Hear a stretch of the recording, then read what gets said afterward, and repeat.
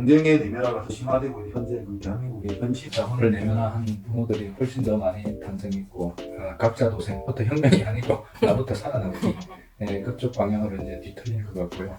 아이들이 우울감에 빠지고 무력감에 빠졌다가 이제 자살로 이어지는 건 정말 가슴 아픈 일이고 온 사회가 들고 일어나서 왜 아이가 목숨을 버리는지에 대해서 통탄회하고 그 어른들이 이렇게 학습을 해도 쉽게 무력화가 되는 이유는 무엇이라고 생각하시는지. 민들레 호시가 되어서 커지다가도 태풍이 확 불어버리면 달려가 버리죠. 더불어교육혁명 364쪽에 대한민국 교육계획 10가지 해갖고 딱 한 페이지를 정리해놓은 게 있어요. 두려움의 교육이 아니라 즐거움의 교육이 돼야 되는데 당장 쉬운 일은 아니지만 분명히 그렇게 가야 힘이 생기고 신바람나게 인생을 살아갈 수 있다. 중고등학교 때가 제일 중요하죠. 한국말의 특수성이 있는 걸까요? 집단 트라우마라고 생각합니다. 그 버려짐의 경험이나 패배의 경험이나 이런 게 많을수록 이제 상처가 많잖아요. 생존 전략으로서 나도 강자가 돼야지. 그래서 더 이상 내가 짓밟히거나 버림을 당하는 사람이 아니라 내가 오히려 짓밟거나 버리는 사람이 돼야지. 비슷한 생각을 하는 부모들을 만나서 같이 어울리는 과정들 덕분에 이겨낼 힘이 있지 않았을까. 그러니까 나 혼자만 고립적으로 이렇게 하고자 했다가 힘들었을 거예요. 근데 더 중요한 거는 과연 아이의 내면이 행복한가. 그게 최고의 잣대거든요. 아이 내면이 행복하면 괜찮아요. 그 내면에 자기의 자유로운 선택, 행복한 과정 이런 게 있는 게 중요한 거예요.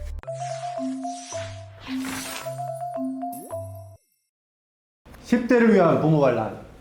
우리가 세상을 바꿀 수는 없어도 아이들의 삶은 바꿀 수 있다. 우리 아이들 위해 경쟁 교육에서 벗어나야 한다는 아우성. 부모부터 바뀌어야 합니다. 예, 첫 번째 질문 드리겠습니다. 나부터 교육혁명책이 20주년 개정판으로 23년도에 나왔습니다. 네. 그래서 그 나부터 비롯되는 변화의 필요성을 20년 넘게 오랫동안 설파해 오셨는데 대한민국 교육 현실은 좀 더 악화된 것처럼 보입니다. 책에서도 열심히 노력해도 성공하지 못한다든가 노력에 따른 보상의 차이가 더 커져야 한다. 이런 식의 그 자본의 논리가 더 내면화되고 있는 현상도 있습니다. 네. 그래서 이 경쟁의 내면화가 더 심화되고 있는 현재 그 대한민국의 현실을 어떻게 바라보고 계신 건지. 경쟁의 내면화가 심화되는 현실 안타깝게 생각하죠. 네, 그렇게 되는 이유는 크게 보면 이제 그 자본주의 사회에 돈이 없으면 못 사니까 이 자본의 가치, 돈의 가치가 삶을 압도하다 보니까 부모님들도 그런 자본을 내면화한 부모들이 훨씬 더 많이 탄생했고 자연스럽게 학교 분위기나 아이들의 가치관 형성이 그렇게 되어서 결국은 협동하고 연대하고 좀 더불어 사는 세상보다는 일단 각자 도생, 나부터 살아남기, 나부터 혁명이 아니고 나부터 살아남기 그쪽 방향으로 이제 뒤틀린 것 같고요. 그러나 그렇게 돌아가는 삶이 행복하다면 누구든지 다 갈 가치가 있는 길인데 그렇게 가면서도 다들 더 불안해지는 게임이거든요. 그래서 저는 큰 차원에서 보면 이는 교육이건 경제건 한국 사회 전체건 일종의 세월호 같은 꼴이다. 물에 반 이상 빠졌을 적에 하늘에서 어마어마한 크레인이 내려와가지고 배를 들어 올리지 않는 이상 안타까워하면서도 꺼지고 있는 모습을 바라볼 수밖에 없었던 그 심정인데 그게 교육에도 경제에도 사회에도 그런 것 같다는 생각이 들면서 그럼에도 불구하고 나라도 대안적인 마인드를 자꾸 끊임없이 찾아보고 뭔가 이론적으로 탐색도 해보고 또 공감하는 사람들과 한 사람이라도 더 나누고 이러는 노력을 해야지 나부터 그 빠지고 있는 배에 올라타서 더 무게를 짓눌러 가지고 빨리 빠뜨릴 수 없지 않는가 이런 어떤 절박한 심정 그런 게 같이 있습니다. 그럼에도 불구하고 네. 그 책이 나왔는데도 아무 효과가 없지 않느냐 그건 아닌 것 같고요. 그 사이에 부모님들이나 선생님들 꽤 많이 공감해 주셨고 그런 분위기가 직접적으로 다 만든 건 아니겠지만 그런 게 모여서 작은 역할을 해서 진보 교육감도 나왔고 그동안 행복교육이라든지 무지개 교육이라든지 혁신교육 패러다임이 많이 나왔고 우리 서울시도 최근에 어려움은 있지만 그런 분위기가 전국적으로 만들어질 수 있었던 것도 결국은 뭐 참교육 학부모회 또 우리 전교조 선생님들 꼭 전교조 아니라도 또 이 교육이 이래서는 안 되겠다고 생각하시는 분들, 이 모든 힘들이 모여서 작은 변화를 이루어냈다고 생각하고, 다만 사회 전체적으로 보면 여전히 자본의 지배력이 강하기 때문에 그 자본의 힘겨루기 싸움이라고 하는 그 전선을 보면 아무래도 아직까지도 역부족인 면이 있어서 그런 안타까운 현상이 나타나고 있다고 봅니다. 그럼에도 불구하고 이제 희망을 버릴 수는 없는 것이죠. 왜냐하면 대안적인 마인드로 그 길로 가야지만 아이들이나 우리 사회가 희망이 생기니까요. 그러지 않고 우리마저 포기한다면 그 세월호 같은 교육의 배는 더 빨리 꺼질 거라고 생각합니다. 두 번째 질문은 그래서 저희가 소수의 20% 노동력만이 선택되고 나머지는 잉여로 전락되는 결국 잉여 간의 치열한 경쟁으로 소수만을 위한 세상이 지금 되고 있는 것 같고요. 교육 현장에도 이 말씀하신 이 자본의 패러다임이 특히 침투되어서 아이들도 저희가 인내하고 있습니다. 그래서 아이들이 자살이라든지 우울증이라든지 무력감에 빠지는 경우들이 일어나고 있다고 생각합니다. 네. 교수님이 생각하시는 교육에서의 그 새로운 패러다임이 어떤 것이 있을지 설명해 주세요.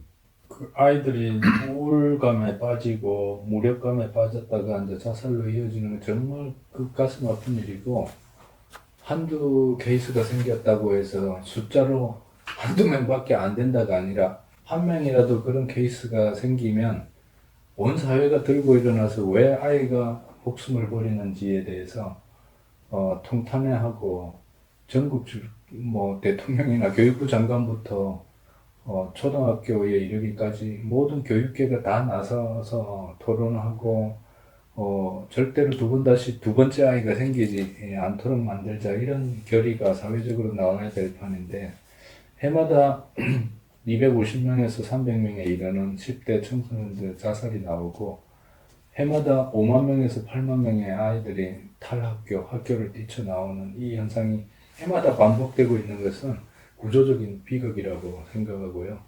그에 대한 저희의 대안은 화학농 교육이 아니라 유기농 교육이 되어야 되고, 두려움의 교육이 아니라 즐거움의 교육이 되어야 된다.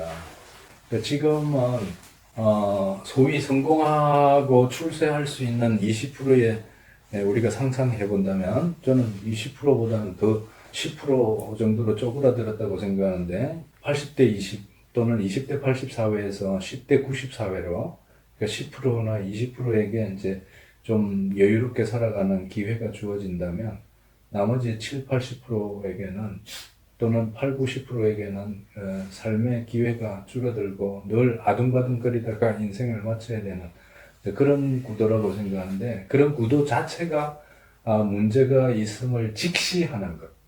그러니까 사회가 그러니까 나도 10%에 들기 위해서 허리띠를 졸라 매자가 아니라, 이렇게 나누어지는 전체 구도가 누구에게도 바람직한 것은 아니다라고 하는 인식을 우리가 공유함으로써 그 패러다임을 넘어갈 수 있다고 보는 거거든요. 그러니까 모든 아이들이 다 소중하다. 사실 아이들이 집집마다 태어났을 때만 해도 얼마나 귀엽고 소중하고 참 세상에 둘도 없는 존재잖아요.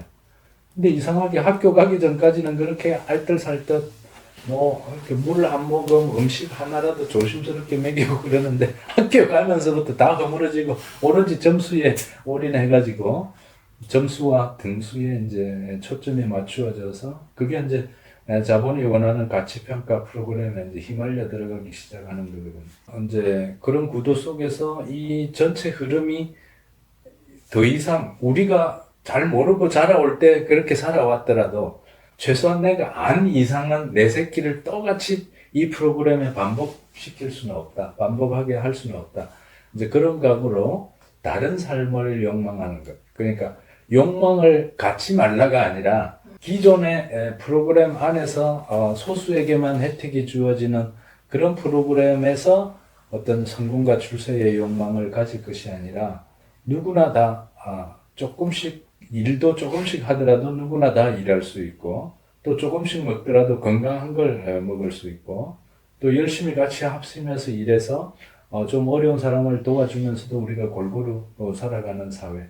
이제 그런 대안적인 패러다임을 갖고 우리가 살아간다면 기존의 그 대학 서열화의 어떤 울타리를 넘어서서 우리 본심에 좀 더 고소하고 내가 뭘 좋아하는지, 뭘 잘할 수 있는지, 그것 플러스 우리 사회에 내가 어떤 점에 보탬이 될 수 있을지 이런 식으로 교육한다면 기존의 대학의 어떤 서열화의 틀을 넘어서서 지가 좋아하는 거 하면서도 좀 적게 먹더라도 다르게 살아가는 모습 속에 훨씬 행복할 수 있고 인생을 알차게 살아갈 수 있다.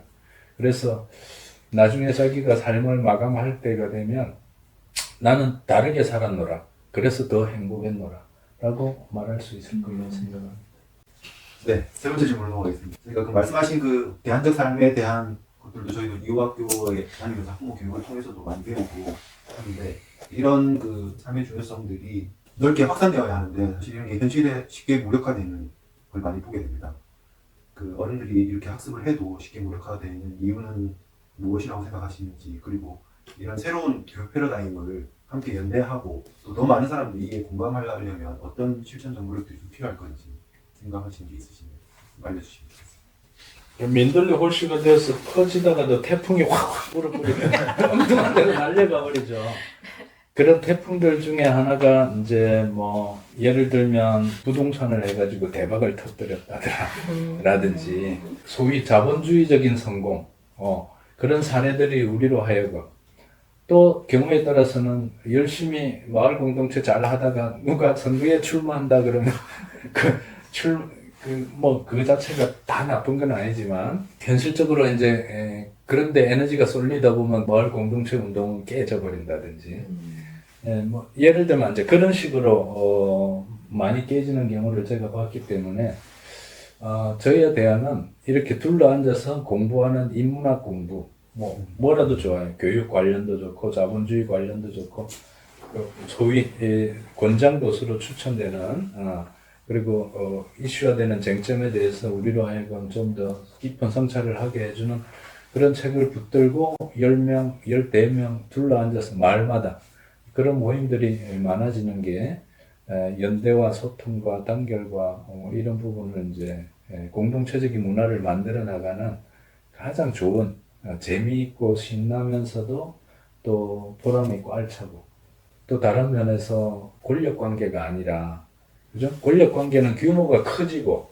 보이지 않는 곳에서 작동하는 게 권력이라면 서로 투명하게 이야기 나누고 서로 장단점을 이야기할 수 있는 이런 좋은 관계들이 형성되다 보면 뭐 속일 게 뭐 있으며 거기서 누가 뭐 권력 주장을 할 게 뭐 있으면 다 친구가 될 거고 다 형제 자매가 된다면 무서울 것도 없고 또 우리들의 시너지가 발휘가 돼서 더 재미나고 의미 있는 공동체가 되지 않을까 그런 생각에서 저희에 대한은 늘 둘러앉아서 책과 음식과 함께 즐겁게 재미있게 소통하고 아까 그 보자기 쓰고 이래 남들이 이상하게 보는 것 같지만 사실 그런 힘들이 3명이 모이고 30%가 되는 것은 시간 문제라고 생각하는데 처음에 기획하고 시도하는 게 어려워서 그렇지 뭐 내가 나쁜 짓 하는 것도 아니고 우리가 좋은 거 하자는 거고 또 우리끼리만 무슨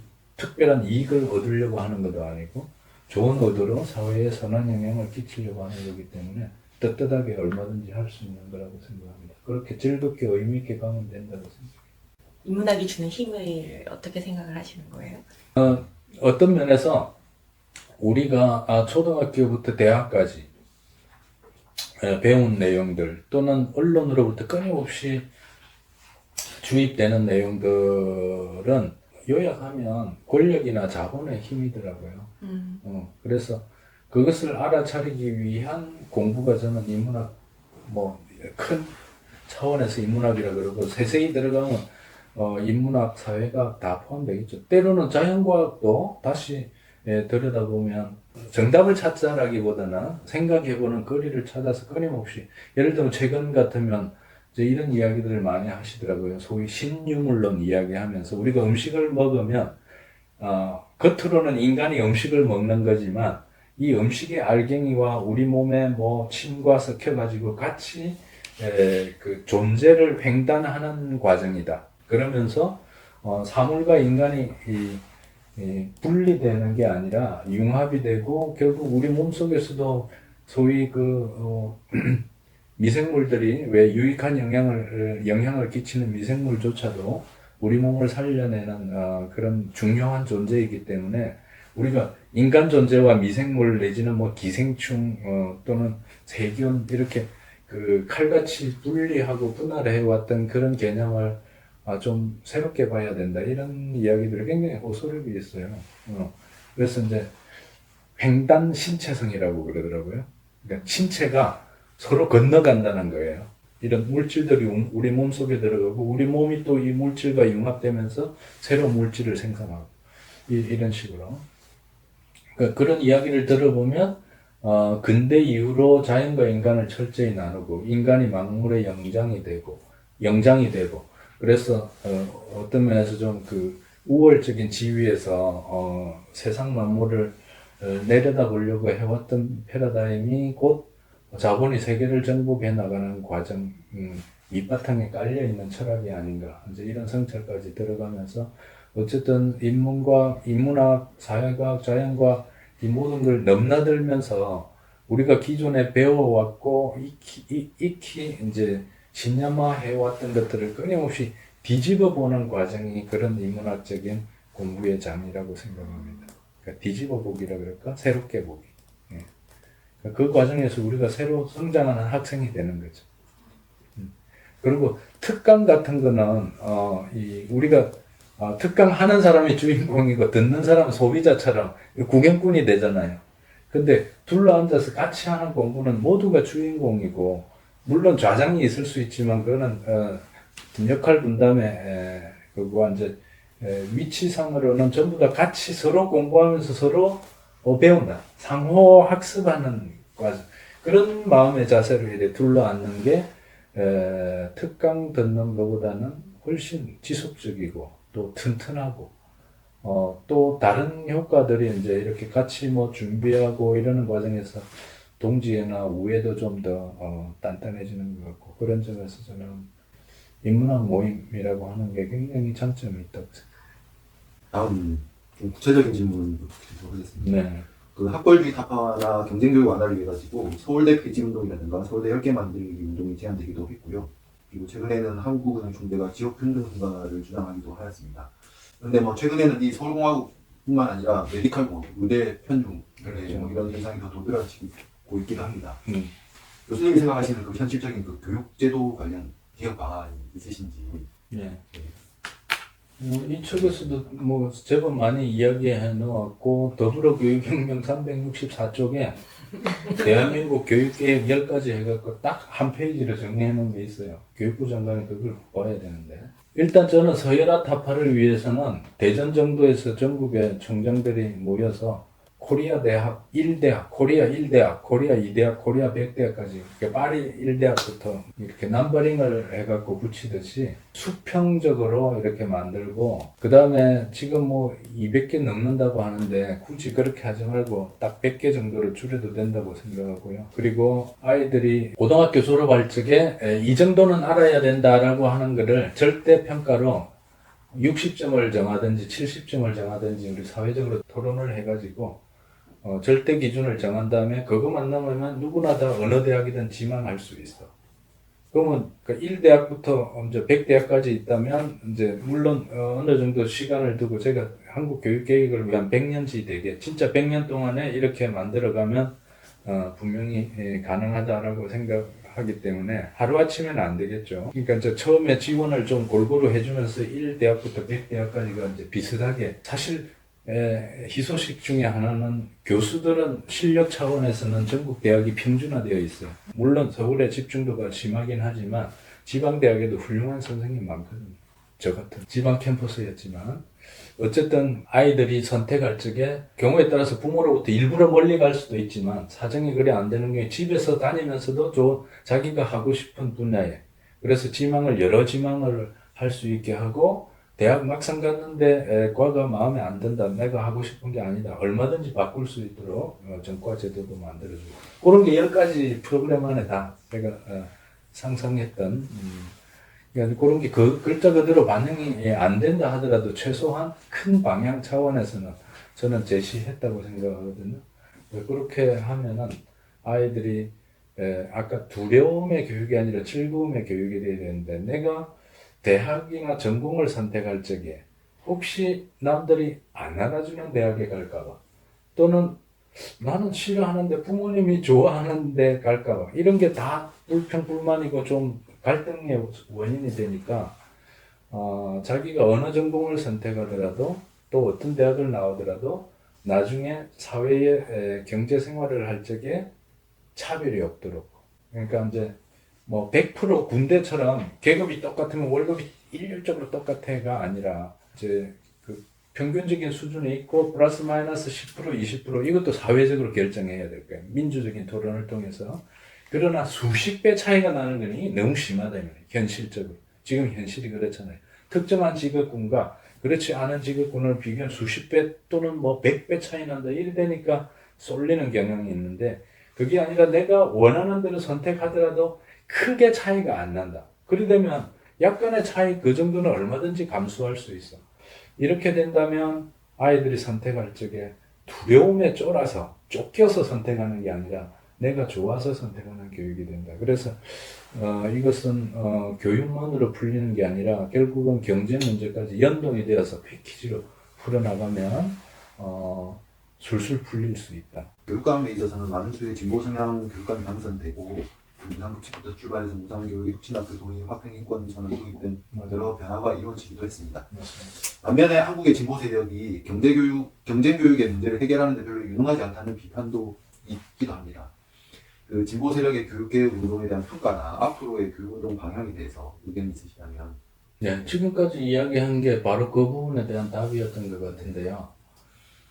교육 내부의 변화는 어느 정도 가능한 면이 있지만 그래서 진보 교육감을 통해서 많이 성취한 부분도 있지만 결국은 경제와 노동과 패키지로 연결해서 이제 풀어내는 부분인데 결국은 이제 자본의 힘 내지는 권력의 힘과 이렇게 변화를 원하는 우리들의 힘이 서로 힘겨루기를 하고 있는 형국이죠.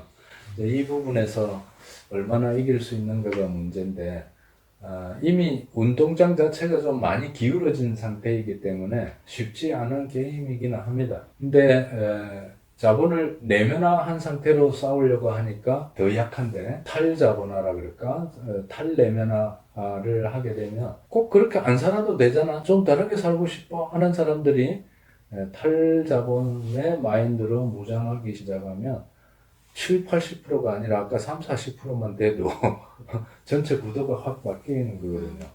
이제 그런 차원에서 우리가 그냥 이거는 설교로 될 일이 아니고 각자 신념화가 돼야 되기 때문에 제대로 된 공부를 얼마나 탄탄하게 하는가 그게 굉장히 중요하다고 보는 거죠. 우리가 자동차를 타고 멀리 낯선 곳에 갈 적에는 내비를 켜고 지도를 분명히 가지고 달려나가서 정확하게 목적지에 도착하는데 지금까지 우리가 살아오는 모습은 지도 없이 내비게이션 없이 그저 부모님이나 선생님이나 사회가 그냥 이리 가는 게 그냥 좋은 길이야 성공하는 길이야 라고 하는 그런 지침대로 따라가다 보니까 지금까지 구도가 이렇게 굳어져 버렸는데 좀 냉정하게 현재까지의 내비게이션이 어떤 점에서 맹점이 있는가를 공부하는 과정을 거쳐서 우리 자신만의 독자적인 인생의 내비게이션 소박하더라도 더불어 잘 사는 사회 또는 두려움에 쩔어서 사는 삶이 아니라 즐거움이 충만한 그런 삶 이런 삶을 같이 함께 꿈꾸면 전혀 다른 지도로 다른 인생 내비게이션을 가지고 우리가 힘을 키울 수 있다고 생각합니다. 뭐 당장 쉬운 일은 아니지만 저는 이제 원리 차원에서 우리가 분명히 그렇게 가야 힘이 생기고 신바람나게 인생을 살아갈 수 있다고 생각하고 전체 사회 변화도 이제 그런 게 밑바탕이 되어야지만 좀 힘차게 가지 않을까. 그러니까 평소에 밭을 잘 깔아 놓아야 아무데나 민들레 홀씨가 떨어지더라도 잘 자라날 거 아니에요. 그런 것처럼 평소에 밭갈이가 중요하다고 생각합니다. 그게 바탕이 된 상태에서 좋은 바람이 불어서 바뀔 적에 이제 의미 있는 변화가 오겠죠. 그리고 오래 지속되는 변화가 오겠죠. 그러니까 중고등학교 때가 제일 중요하죠. 근데 이제 중고등학교는 부모건 선생님이건 학교건 뭐 사회 분위기건 그냥 대학 입시에 다 올인하다 보니까 그 당시에 성장하면서 고민하거나 또 그 어떤 친구의 교우 관계나 이렇게 해야 될 시간들 경우에 따라서는 또 뭐 이성들을 알아가고 같이 어울리고 그 시절에 같이 어울리면 얼마나 또 재미있고 좋아요. 네, 다음 질문 넘어가겠습니다. 그 탈자본 강의 하고 계신데 그 자본론 강의 이런 것뿐만 아니라 최근에는 그 기후 위기 관련해서도 강연을 많이 하고 계신 걸로 알고 있습니다. 네. 어떤 특별한 계기가 있으신지. 네. 뭐 특별한 계기가 있겠습니까? 지금 인류의 최대의 어떤 과제랄까 생존의 위기가 기후위기로 이제 집약되어서 나타나고 있기 때문에 그리고 저는 기후위기가 단순히 이 탄소 문제로만 환원되는 게 아니고 자본주의와 연결되어 있다고 확신을 하기 때문에 우리가 자본주의를 다시 들여다보면서 자본주의와 기후위기의 연관성을 좀 제대로 공부하는 것도 필요하다. 학교 공부만이 공부가 아니니까 우리가 온 사회적으로 만나는 누구나 다 이렇게 같이 대화하고 토론하고 해야 되기 때문에 저도 이제 힘나는 대로 글도 쓰고 강의도 하고 그렇게 하고 있죠. 일단은 인류의 생존의 위기라고 하는 게 가장 큰 문제이기 때문에 관심을 많이 갖고 있습니다. 다음 질문 넘어가겠습니다. 그 한국 사회는 그 비교적 늦게 자본주의를 받아들였음에도 자본주의 체제가 갖게 될 구조적인 점들은 가장 빨리 획득한 나라 같습니다. 그 빨리빨리 국가죠. 물질적인 풍요라든지 부의 순상, 무한 경쟁, 불평등의 심화, 관계성의 파괴, 저출산 같은 문제들이 그런 것 같습니다. 한국만의 특수성이 있는 걸까요? 예, 굳이 말하자면 저는 집단 트라우마라고 생각합니다. 뭐냐 하면 한 개인도 왜 어떤 폭력이나 빈곤이나 버려짐의 경험이나 패배의 경험이나 이런 게 많을수록 이제 상처가 많잖아요. 우리말로 상처라고 할 수 있죠, 트라우마. 그 상처와 함께 속에 두려움이 이제 꽉 찌르는데 죽음에 대한 두려움, 탈락이나 배제, 미움받을까봐 두려움. 그게 너무 심해갖고 우울에 빠져서 이제 자살하는 경로도 있지만 살아남고자 하는 의지가 있을 적에는 생존 전략으로서 나도 강자가 돼야지.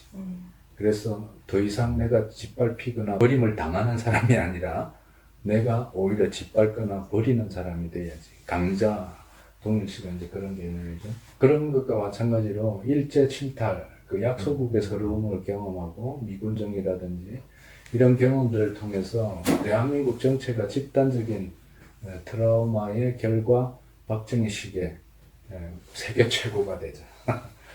구호가 집단적으로 이렇게 호소력을 얻게 되었고 그 결과 뭐를 해도 이 작은 나라가 우리를 내세울 거는 세계 최고 앞장서서 열심히 일하는 수밖에 없다 해가지고 달려온 그게 이제 빨리빨리 심성이고 그렇다고 생각합니다. 그래서 뭐 유별나게 애국, 애족심 이런 것들을 강화해왔고 이제 그런 게 좀 상대화되는 게 어떤 면에서는 IMF 경험하면서 배신감을 느끼고 애국, 애족심으로 열심히 일해왔는데 버림을 당했잖아요. 또 이제 상처를 안고 이러는 과정 속에 이제 좀 객관화시켜서 보는 이런 분위기도 있고 이제 그런 것 때문에 좀 약화되긴 했지만 그래도 여전히 그런 빨리빨리 심성과 세계 최고가 돼야지 하는 이런 집단 심리가 아주 해체된 건 아니잖아요. 그러니까 그런 차원에서 저는 좀 나름대로 바라보고 있고요. 그래서 이런 현상들이 뭐든지 좀 좋은 것도 빨리 진행되고 나쁜 것도 빨리 진행되고 그런 것 같다는 생각이 됩니다. 어려운 질문들 조금 진행하고 이제 조금 말랑한 질문 좀 드리겠습니다.